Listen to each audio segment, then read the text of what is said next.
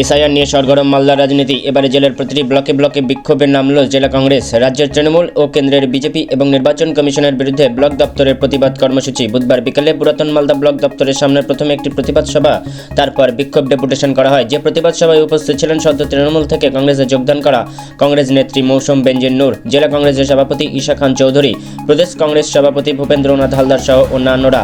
এদিন এসআইআর ছাড়াও মোট 5 দফা দাবিতে তাদের এই বিক্ষোভ ডেপুটেশন ও প্রতিবাদ সভা ছিল। প্রতিবাদ সভার প্রথম থেকে কেন্দ্রের বিজেপি ও নির্বাচন কমিশনের বিরুদ্ধে সুর চড়ান এবং রাজ্যের তৃণমূলের বিরুদ্ধেও সুর চড়ান।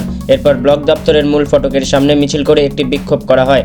কংগ্রেসের অভিযোগ, তৃণমূল এবং বিজেপি সম্পূর্ণ চক্রান্ত করে নির্বাচন কমিশনকে ব্যবহার করে এসআইআর প্রক্রিয়ার মাধ্যমে সাধারণ মানুষকে হয়রানি করছে।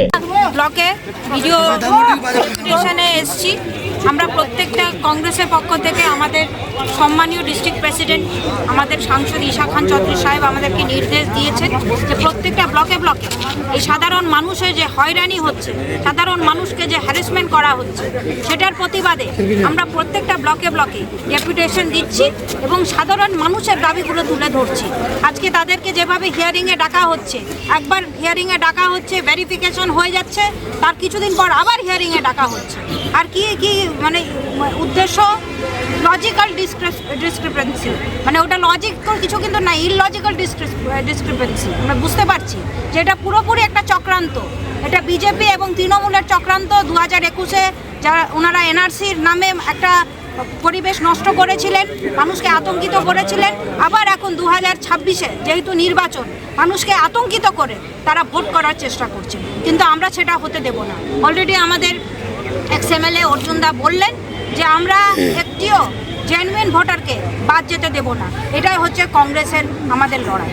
দিশাহীন মানুষের পাশে দাঁড়াতে, তাদের এই হয়রানি বন্ধের দাবিতে পুরাতন মালদা ব্লক কংগ্রেসের পক্ষ থেকে আজকে আমরা বিডিও সাহেবকে ডেপুটেশন দেব যে আগামী দিন আমরা এসআইআর বিপক্ষে নেই, কিন্তু প্রকৃত অর্থে এসআইআরের নাম করে যেভাবে চক্রান্ত করা হচ্ছে, যেভাবে চক্রান্ত করে মানুষকে হয়রানি করে তাদের নাম বাদ দেওয়ার যে একটা পরিকল্পনা চলছে, তাদের বিরুদ্ধে আমাদের লড়াই। তাই আজকে আমরা বিডিও সাহেবের কাছে আমরা সেই সব দাবি নিয়ে জানতে চাইব যে প্রকৃত অর্থে যারা প্রকৃত নাগরিক, যারা প্রকৃত ভোটার, তাদের কোনো মতে নাম যাতে বাদ না যায় এবং যারা অবৈধ ভোটার তাদের নাম বাদ যাক, তাতে আমাদের কোনো আপত্তি নাই। তাই আজকে আমরা বিডিও সাহেবের কাছে জানতে চাইব প্রকৃত ভোটারদের নাম থাকবে কি থাকবে না। যদি প্রকৃত অর্থে আমরা সদুত্তর না পাই, তাহলে আমরা বৃহত্তর আন্দোলনে যেতে বাধ্য হব। তাই আজকে আমরা বিডিও সাহেবের কাছে যাচ্ছি এই সব বিষয় নিয়ে ডেপুটেশন দিতে ওল্ড মালদা ব্লক কংগ্রেসের পক্ষ থেকে।